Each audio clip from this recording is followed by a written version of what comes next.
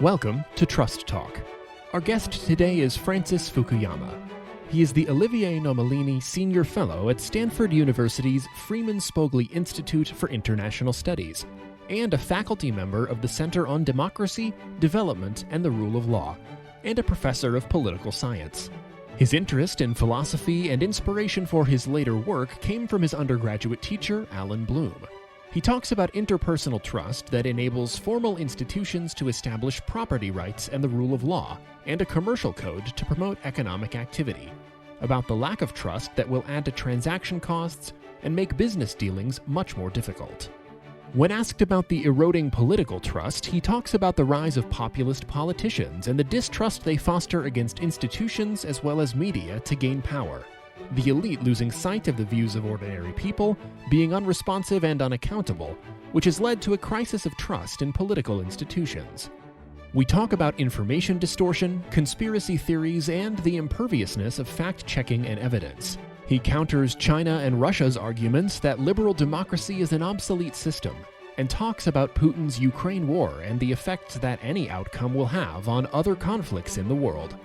Your host today, Severin DeWitt. Professor Fukuyama, welcome at Trust Talk. Well, thank you very much for having me. To start, I would like to go a little bit into your background, if I may.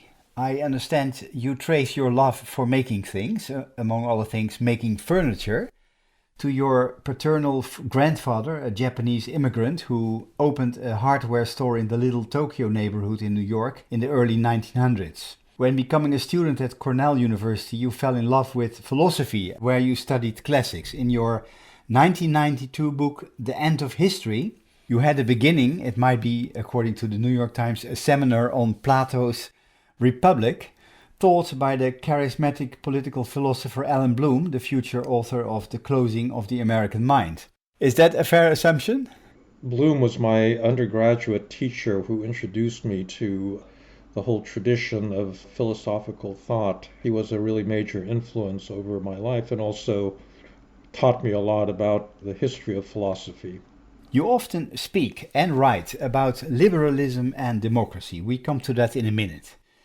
My immediate reason to interview lays in one of your earlier books called Trust, the Social Virtues and the Creation of Prosperity, written in 1995, 27 years ago. In the book, you explore the role of trust in laying the foundation for economic growth, and you make a compelling case for trust being essential to prosperity. In a few words, what is it that you advocate in that book?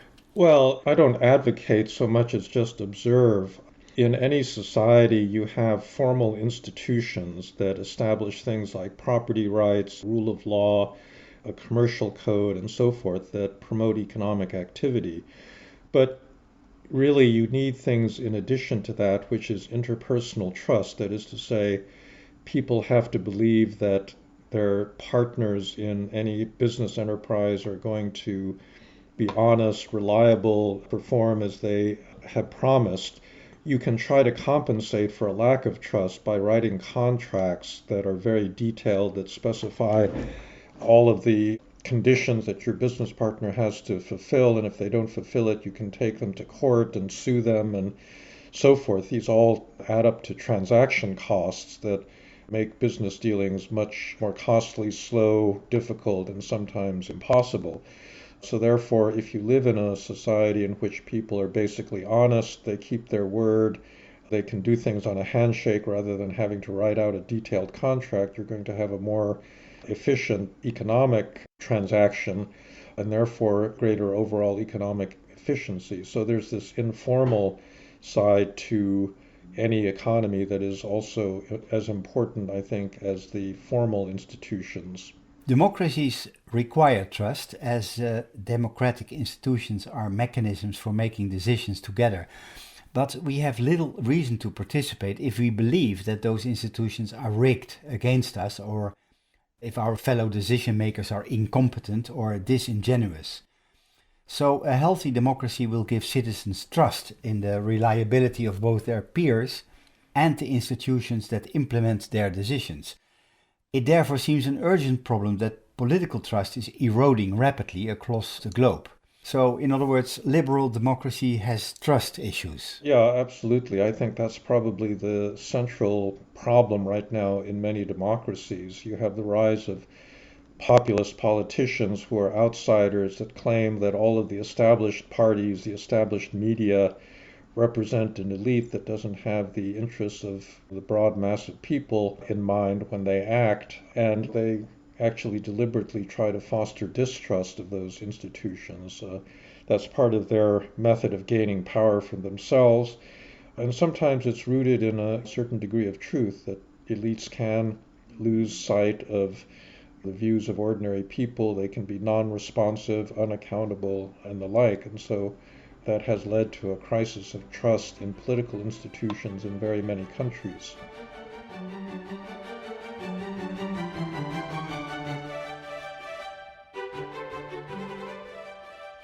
Let's talk about democracy a little bit. In essence, democracy is a way of dealing peacefully with different and at times opposing interests within societies.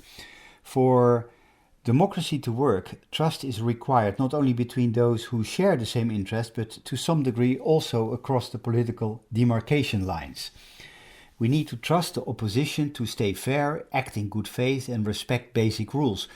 What can be done to make sure that this kind of trust among political opponents is strong enough in view of how much distrust populists are spreading these days? Well, that's a hard question to answer generically because the type of distrust really varies according to the specific context you're in.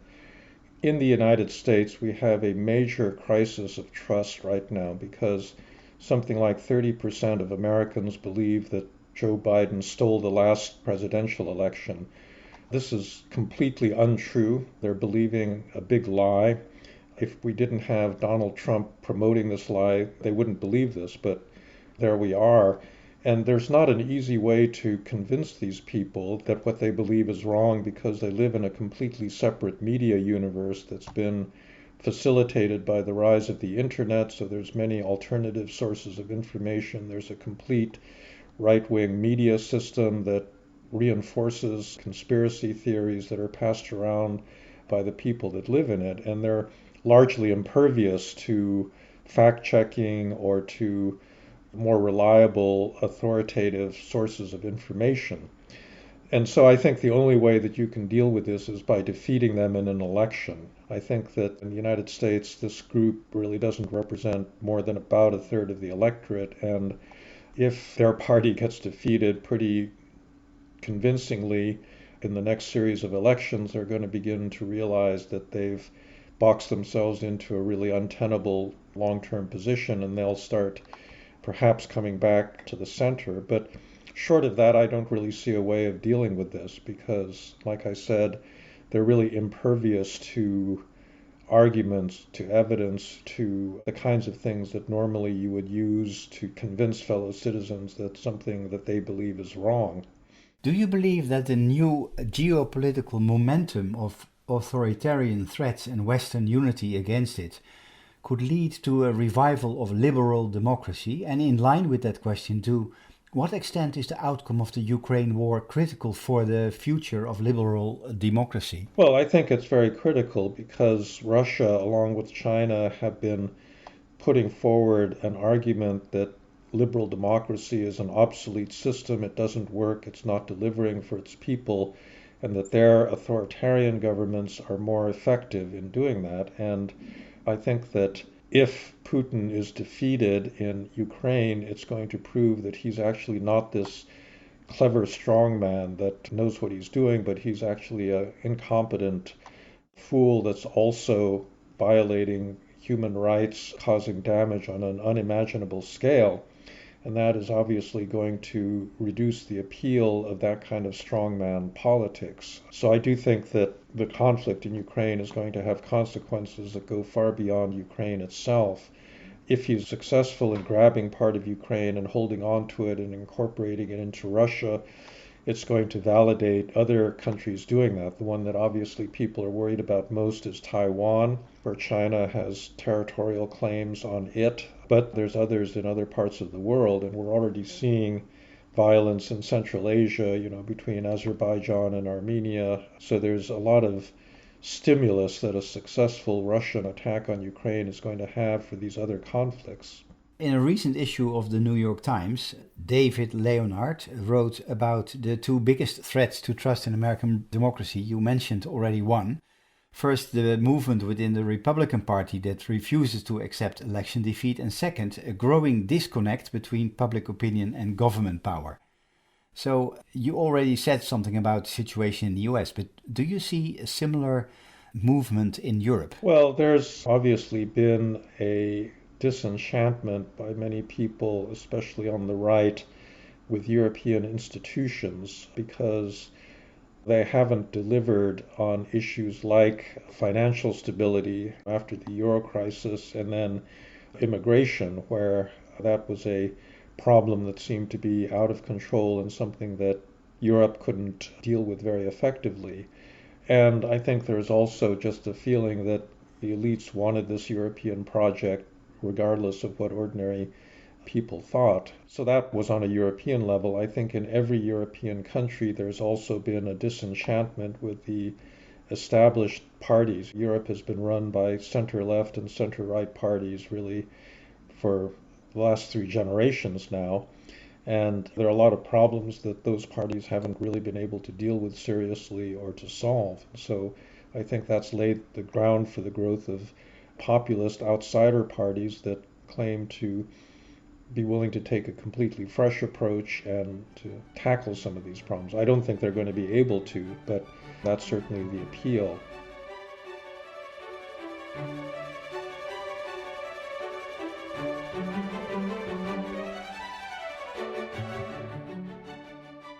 The argument you make in your book Liberalism for the 21st Century is that part of the current disaffection with liberalism is not from any of its basic principles, but is the result of certain deformations of liberal principles that were carried to extremes, which led to bad outcomes.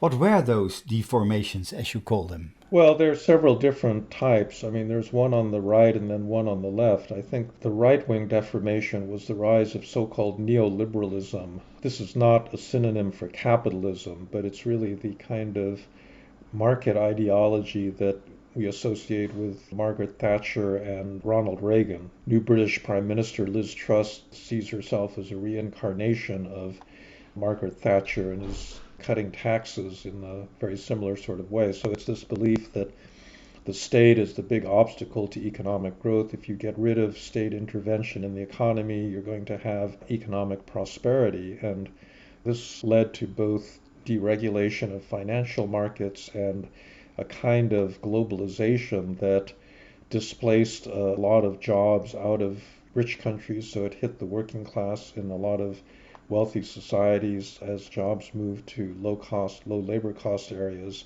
And the deregulation of the financial sector really was the cause of the recurrent financial crises that hit the developed world beginning in the early 1990s and really culminating in the American subprime crisis in 2008 and then the euro crisis in 2010. And all of these had extremely disruptive effects on ordinary people. You had a kind of international oligarchy that lived off of finance that managed to survive all of these crises, but a lot of people lost their homes, they saw their jobs disappear, and I think that's fueled a lot of the populism that we've seen on both the left and the right since that time. So that's the deformation on the right. The one on the left really has to do with interpretations of autonomy, where autonomy is seen not simply as the ability to make moral choices within a commonly accepted moral framework, but to make up the framework yourself. That takes several forms. In some versions of multiculturalism, you reject the idea that there should be a common liberal outlook that are shared by all citizens, that every cultural group gets to live under its own rules, even if those rules contradict basic liberal principles, or else, it leads to a kind of personal ability to defy convention and live outside of normal social life. And all of those things, I think, make it difficult to have a sense of community because community is really all about shared values, and it's something that people crave, and I think it's one of the things that has disenchanted people with life in a liberal society. So far we have been talking about the role of trust in democracy and the political science, but let me ask you a question that has more to do with the science as such. You have been very critical about French philosopher Michel Foucault for undermining trust in science. He was, in a sense, the first to validate alt-truth and discard verifiable fact as merely another opinion. Foucault, who died in 1984, would likely be most shocked to see his thought appropriated by the populist and the nationalist right. What are your thoughts on that? Well, Foucault was a very brilliant and creative thinker, and he started with a correct observation that in the old days, he said, if you were a king, you could simply order the death of a subject that you didn't like, but today you're not allowed to do that. What happens instead is that powerful people use the language of science to convince people to do certain things that are not in their interests, and so it's a manipulation. And he said this in relation to specific realms like homosexuality, incarceration, mental illness. And I think that he had an important point there, because the fact of the matter was that these were things that were pathologized, that were actually kind of normal behaviors in many respects. But towards the end of his career, he began to generalize this to say that science as a whole was a tool that was being used by elites to convince people to be obedient, to defer to their authority. It was really a matter of power, and I think that that view is something that's now spread over to the extreme right. I think you're right that Foucault himself would be horrified at this idea, but during the COVID pandemic, you had a lot of right-wing groups saying that vaccines were actually a way that elites were using to control you, that mask wearing and social distancing were just expressions of power on the part of hidden powers that wanted simply to exert political control. And so you had the almost identical argument gravitating over to the right.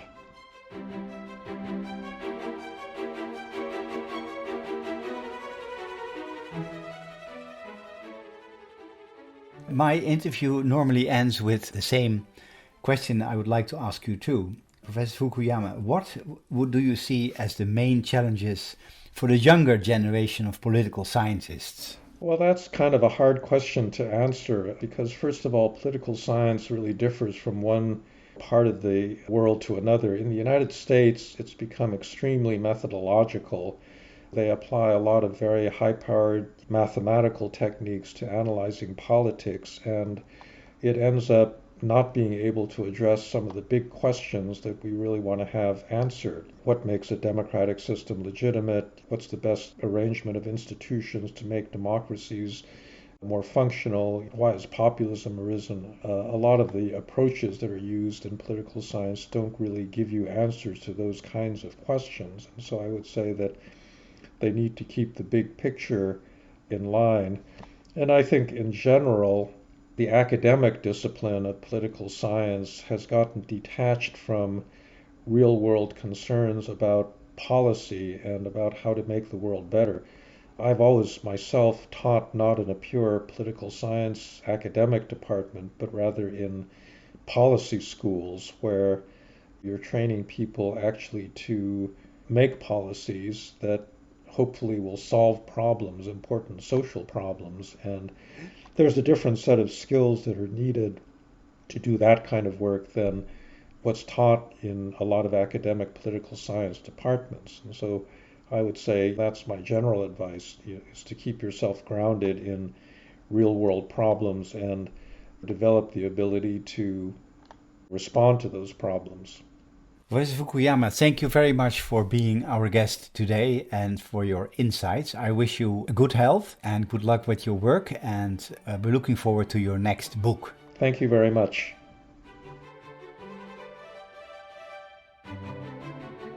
We hope you enjoyed this episode of Trust Talk.